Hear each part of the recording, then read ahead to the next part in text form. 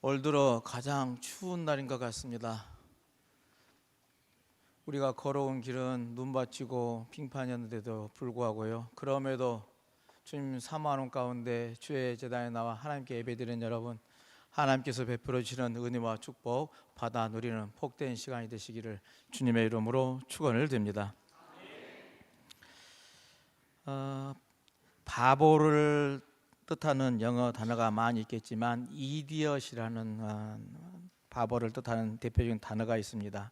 이것을 소개하는 것은 그리스어인데요. 그리스어에서 유래되는데 그 단어의 의미이기 때문에 그렇습니다. 그 유래가 있는 단어의 의미는요, 자기 자신에게만 관심 있는 사람이라는 뜻입니다. 자기 자신에게만 관심 있는 사람. 세상 사람들 요즘 와서는 더 그런 것 같습니다. 특히 요즘 젊은이들은 정말 자기만 아는 세상인 것 같습니다. 모두 자신에만 관심하고 자기의 이익을 얻기 위해서, 자기의 유익을 얻기 위해서 직업도 또 삶도 영위해 가지 않냐 싶습니다.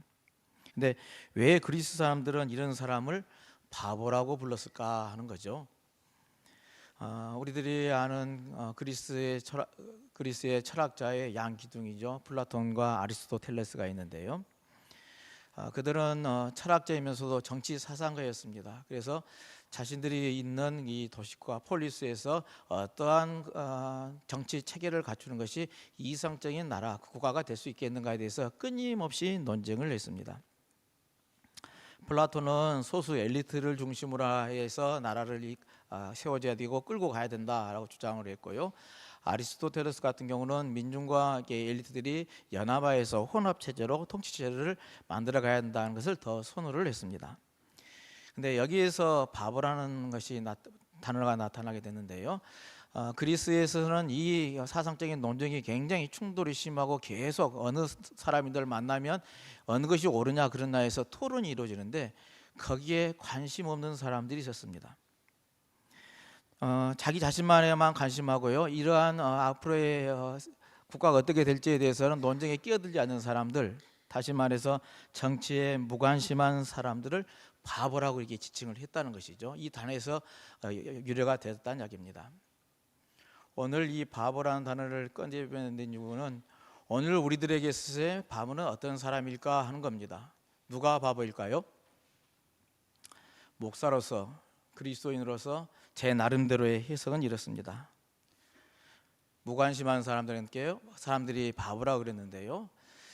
그리스에서는 정치에 무관심이지만 오늘 우리들의 시대 하나님께 무관심한 사람들, 교회와 이웃에 무관심한 사람들, 자기만을 생각하는 이기적인 사람들, 이런 사람은 바보가 아닐까 하는 생각을 해봤습니다. 마땅히 우리들이 관심을 가지고 살아야 되는데 그렇지 못한다면 우리 또한 바보가 아닌가 하는 것이죠. 한 해를 마감하는 절기이죠. 이 한 해를 마감하는 이 절기에 우리는 스스로 바보 취급을 당하는 그런 사람이 되어서는 안 될 것입니다. 요즘 매일 우리 아침마다 성경 말씀을 저희들이 이제 묵상하는데요. 구약과 신약의 복음서를 좀 읽어 갖고 있고 묵상을 합니다. 특별히 복음서 중에 마태복음 25장을 지난 한 주간 이제 묵상을 했는데요. 거기에 종말에 관한 천국의 비유 말씀들이 나옵니다. 우리들이 잘 아는 열처녀의 비유가 25장에 있고요. 그리고 달란트의 비유가 거기에 있고요. 양과 염소로 비유되어지는 이제 지극히 작은 자 하나에게 한 것이 나에게 행한 사람에서 양이라 칭을 하고 양의 자리에 앉게 하고 또 그렇게 행하지 않는 사람을 염소의 자리에 앉게 하는 심판이 임할 거라는 그런 말씀들이 거기에 담겨져 있습니다.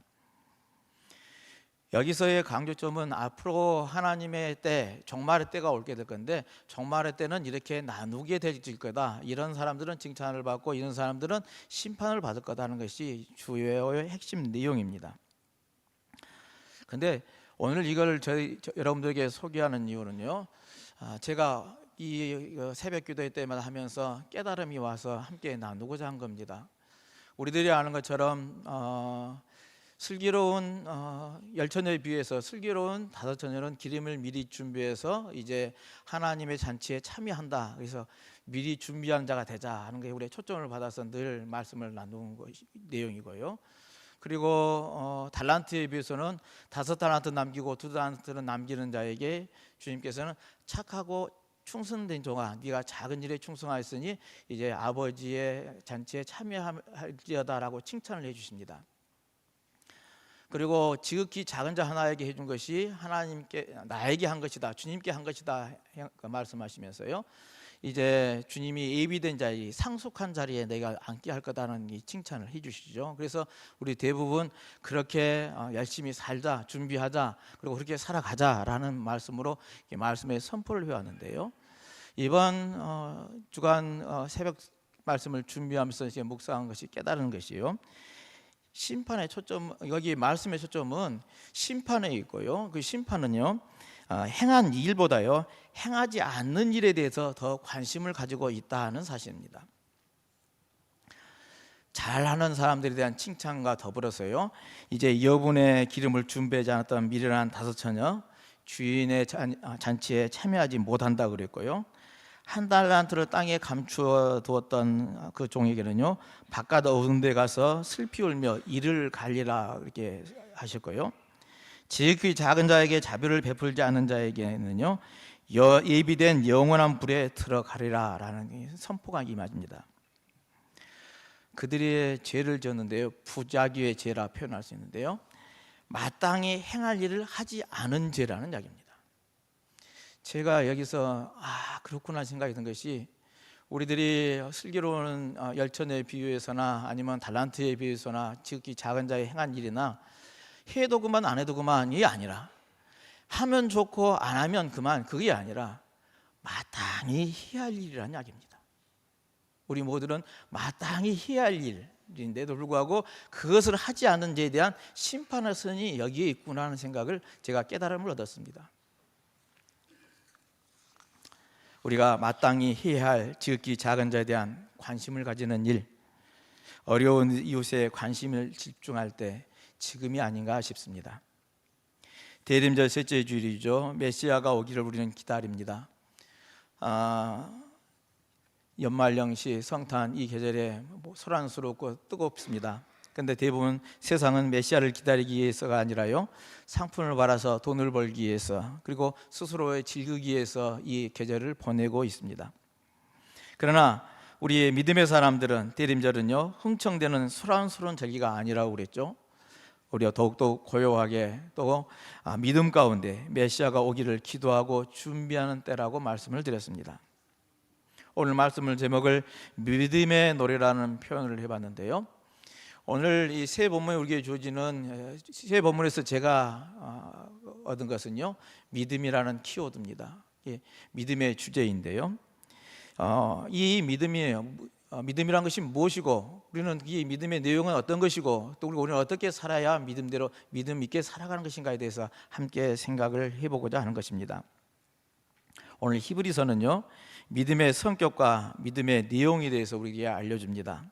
우리 잘 아는 것처럼 믿음은 바라는 것들의 실상이라고 그랬죠. 확신입니다. 확신이고요, 보이지 않는 것들의 증거라고 그랬습니다. 다시 말해서 믿음은 우리의 삶 안에서요 그대로 현실이 되어진다는 이야기입니다. 보이지 않지만 그 보이지 않는 것을 믿고 그대로 살아갈 때 우리의 삶에 드러나게 되어져 있다는 이야기입니다. 그리고 이 믿음은요, 그 말씀 오늘 본문은 다 읽지는 않았지만은 이 믿음은 미래를 향해서 모험을 떠나는 행동이다고도 했습니다. 그러면서 아브라함의 예를 들죠. 아브라함을 비롯한 모든 믿음의 사람은요 믿음으로 하나님이 주신 이 보이지 않는 약속의 말씀에 순종하고 떠났더라 이야기입니다. 이 믿음으로 가야 할 목적지는요, 아브라함에게는 가나안 땅이 그에게는 당장이 주어졌지만은 그 가나안 땅만은 아닙니다. 본문에 이어져 나오는 말씀이 더 나은 세상, 우리의 참 삶의 장소인 본향으로 나간 것이라 하겠습니다. 하늘의 고향입니다. 이곳은요 저 세상도 아니고요 옛 고향도 아닙니다. 하나님의 미래이고요 하나님이 다스리는 나라입니다. 하나님의 치리하는 그런 나라입니다. 이 같은 믿음은요 더 나은 미래이니 하나님의 나라를 꿈꾸고요 그곳을 향해 가는 행동이라는 것이요 오늘 히브리서가 우리에게 들려주는 메시지입니다. 그렇다면 한나의 믿음이 오늘 구약에서의 한나의 기도가 우리에게 소개되어 있는데요. 한나가 가지고 있는 그 믿음이란 것이 무엇이었을까 하는 것입니다.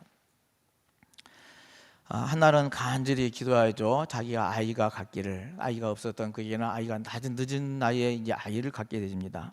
아이를 낳지 못해서 한이 맺혔던 한나가요, 사무엘을 낳았습니다. 한나는 이 사무엘이, 이 아기가 하나님이 주신 선물이라고 여겨서요, 하나님께 바친다면서 아기를 제사장에게 데리고 왔죠. 그리고 아기를 주님께 바치면서 한나가 노래를 부릅니다. 오늘 본문의 그 내용인데요, 한나는 자기의 수치, 아기를 못 낳는 것이 그때 수치처럼 여겼는데요, 이 수치를 벗겨주신 하나님을 찬양하고요, 하나님의 이대하심과 공의로우심을 찬양을 하고 있습니다. 이어서 지금의 불의한 질서가요, 뒤바뀐 하나님의 정의로운 세상이 되기를 노래를 합니다. 여기서 불의한 질서라는 것은요, 권세가가, 이게 부자가요 행포를 부리고요, 가난하고 약한 자가요 멸시를 받는 그런 질서입니다. 근데 이러한 불의한 질서가요, 하나님의 정의로운 세상으로 바뀌어지게 될 것이다 하는 것을 말씀한 것이죠. 그래서 오늘 본문의 고백을 보면은요, 하나님은 높은 사람은 낮추고 낮은 사람은 높으신다 하는 고백이 거기에 담겨져 있습니다. 오늘 복음서를 읽지는 않았지만은요, 누가복음에는 마리아 친척 엘리사벳과 마리아의 이야기가 나오죠. 엘리사벳은 임신할 수 없는 여성이 임신을 했고요, 그리고 마리아는 동정녀이기 때문에 임신할 수가 없는 상황이죠. 임신해서는 안 되는 여성이 서로 만났습니다.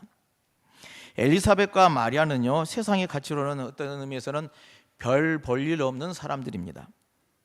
그러나 하나님의 약속이 이루어질 것을 믿음으로 기다렸더니요, 맑은 영혼을 소유한 사람들이기도 했습니다. 엘리사벳은 마리아를 칭송하면서요, 마리아의 태안의 아기가요 메시아라고 노래를 합니다. 엘리사벳의 칭송이 끝나자 마리아는 찬가를 부르는데요, 이 찬가가 마리아 찬가라고 불리고 마그니피카시라는 이름으로요 2000년 동안 매일 기도 시간에, 특히 대림절에 이 마리아의 찬가는 함께 노래하고 또 묵상하는 그런 말씀이 되어졌습니다.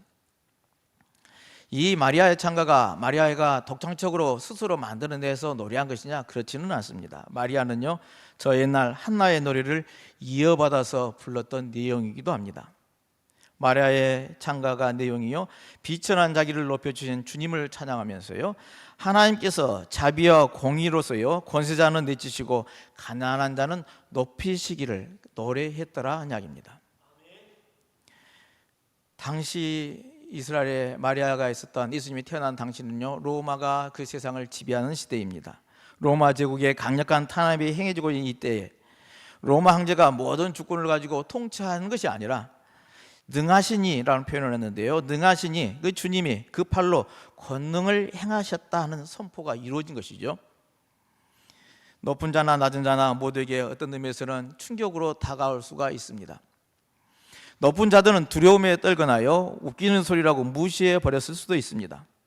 또 낮은 이들은 이루어질 수 없는 허황한 말로 여기거나요, 놀라운 희망의 소식을 듣고요 기뻐하고 기대했을 수도 있겠습니다. 근데 여기서 우리가 주목해 보는 것은요, 이 메시지를 선포한 사람이 누구냐 하는 겁니다. 메시아를 기다리면서 로마 제국에 맞서서 하나님의 나라가 임했다고 선언하는 사람들은요, 그 당시 사회의 중심이었던 예루살렘의 성전의 제사장들이 아니더라는 이야기입니다. 사회 주변부에서 예언자적인 각성을 했던, 어떤 의미에서는 사회적 약자라 할 수 있는 낮은 자리에 있던 여성들이 그 하나님의 나라를 선포하고 그 나라가 올 것이다 하고 선언을 했다 하는 이야기입니다. 그렇다면 마리아의 찬가가 정말 그렇게 2000년 동안 잊지 않고 우리가 위대해져 있고 또 많은 사람들이 묵상하고 이어져 왔는가 하는 것이죠. 그것은 다름이 아니라요, 장차 그리스도께서 행하실 일을 예언으로 드러냈기 때문에 많은 이들이 이 예언의 말씀을 묵상하고 노래하게 되어졌다는 이야기입니다. 오늘 이 말씀 다시 한번 읽어볼까요? 누가복음 1장 51절로 53절입니다. 한 목소리로 봉독하겠습니다. 그의 팔로 힘을 보이사 마음의 생각이 교만한 자들을 흩으셨고 권세 있는 자를 그 위에서 내리치셨으며 비천한 자를 높이셨고 줄이는 자를 좋은 곳으로 배불리셨으며 부자는 빈손으로 보내셨도다. 아멘. 그리스도께서 이 땅에 오셔서 그의 팔로 힘을 내 보이셨습니다. 우리들이 복음서의 말씀을 기억하면요, 예수님은 참으로 능력 있는 분이셨습니다. 대단한 권능을 가지신 분이셨죠. 병든 자를 치유해 주시고요, 귀신을 내쫓으셨고요, 죽은 자를 살리기도 했습니다. 보리떡 5덩이로 5천 명을 먹이고도 남는 그런 기적들을 베푸시기도 하셨습니다. 풍랑이 있는 바다를 한마디로 잠잠하라 하니 풍랑이 잠잠해졌습니다. 그의 팔에 능력이 드러났던 것이죠. 이렇게 능력 있고 권위 있는 주님이셨습니다. 그러나 그 다음에 이어지는 말씀을 보면요, 주님이 교만한 자를 흩으시고 권세 있는 자를 내리치시며 부자를 빈손으로 보냈다 했는데요, 그렇게 주님께서는 행사하셨냐? 그 부분은 그렇게 행사하지를 않았습니다. 물리적으로 강제적인 힘으로 얼마든지 그러할 힘과 능력을 가지신 분이요, 그러는 부분에서는요 그렇게 하지를 않더라는 이야기입니다. 그렇다면 마리아가 노래한 이 노래의 의미는 무엇이겠는가 하는 것이죠. 그리스도의 방식은 세상의 방식과 달랐다는 이야기입니다. 로마와 같은 군대와 힘과 권세로서의 얼마든지 할 수 있는 능력을 가진 분이 그러하지를 아니하고요, 겸손함으로 이 땅에 교만을 물리치시더라는 이야기입니다. 우리들이 고백하는 것처럼, 신앙 고백을 매주일 하는 것처럼 그리스도는 하나님과 동일한 분이셨으나요, 자기를 비워서 종의 모양을 입으시고요, 사람의 몸을 입으셔서요, 죽기까지 자신을 복종시키셨습니다. 주님의 겸손으로 이 땅의 교만한 자를 부끄럽게 하신 일이요, 주님의 방식이더라는 이야기입니다. 태어난 것만 보아도 그렇습니다. 귀한 자리에 오신 게 아니라요, 마국간 말구에서 탄생하셨고요, 머리둘 곳자 없는 삶을 사셨으면서 죄인들과 함께 가난한 자의 친구가 되어주신 분이 우리들이 아는 예수님 아니십니까? 제자들의 발을 닦으시고 자기 사람을 사랑하시되 끝까지 사랑하셨습니다. 먼저 된 자가 나중된다고 하셨고요, 자기를 높이는 자가 낮아질 것이라고도 하셨습니다. 그리스도는 모든 것이 위에 뛰어난 분이셨습니다만 철저히 자신을 낮추심으로 해서요, 선으로 악을 이기신 분, 그게 우리들이 믿는 예수 그리스도이십니다. 힘으로 제압하고 꺾으신 것이 아니라요, 사랑의 법으로 감화시켰고요, 스스로 변화하게 하시더라는 이야기입니다. 이게 복음의 방법입니다. 이것이 바로 십자가인 것이죠. 우리는 그 주님을 찬양하고 그리스도를 따르는 사람들이요, 우리 그리스도인이 되어졌습니다. 그리스도의 제자가 되어졌습니다. 그러기에 더 겸손하고 사랑으로 섬기는 자가 되어야 할 줄로 믿습니다. 쉽지는 않지만 우리에게 주신 이 아름다운 그리스도인으로서, 제자로서 우리에게 주신 이 복음으로 이 세상 가운데 녹아지고 또 그 빛을 발하는 삶이 되어야 할 줄로 믿습니다. 주님은 우리를 향해서 너희는 세상의 소금이다, 세상의 빛이라 하셨습니다.